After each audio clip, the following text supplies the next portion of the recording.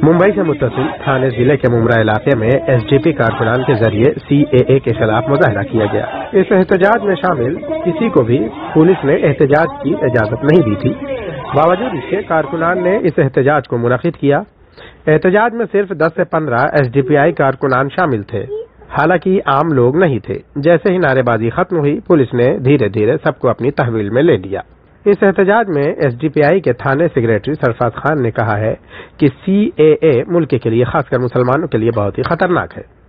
सरफराज खान ने कहा है कि वजीर दाखिला अमित शाह ने एक बार कहा था कि सीएए के बाद मुल्क में एनपीआर और एनआरसी भी लाया जाएगा। मोदी हुकूमत सिर्फ झूठ बोल रही है, वो मुल्क का माहौल खराब करना चाहती है।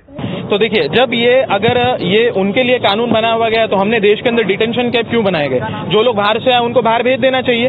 दूसरी चीज ये है, जब ये कानून बाहर वालों के लिए बनाया गया है तो क्या हमारे देश का जो सिस्टम है वो इतना कमजोर है कि बाहर के देश के लोग आकर हमारे देश के अंदर Aadhaar card, PAN card, ration card जैसी सुविधाओं का जो है आनंद ले रहे हैं और हमारे देश के अंदर रह रहे हैं? तो ये गवर्नमेंट का कंप्लीटली फेलियर है इसके अंदर। और अगर उन्होंने ये बताया कि ये नागरिकता देने का कानून है, तो जब प्रधानमंत्री नरेंद्र मोदी जी ने 12 तारीख को जब ये नोटिफिकेशन जाहिर किया तो उसके अंदर मुसलमानों का नाम क्यों नहीं लिखा?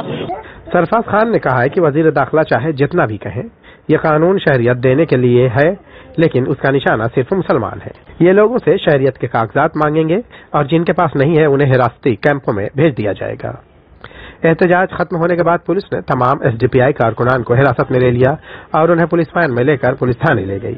पुलिस वैन में बैठे एसडीपीआई कारकुनान ने कहा है कि सीएए एक काला कानून है, जब तक इसे मनसूख नहीं किया जाता उनका एहतजाज इसी तरह से जारी रहेगा। एसडीपीआई कारकुनान पुलिस की इजाजत के बगैर ही एहतजाज कर रहे थे। पुलिस अब उनके खिलाफ दफा 149 के तहत कार्रवाई करेगी। मुंबई से ईटीवी भारत के लिए शाहिद अंसारी।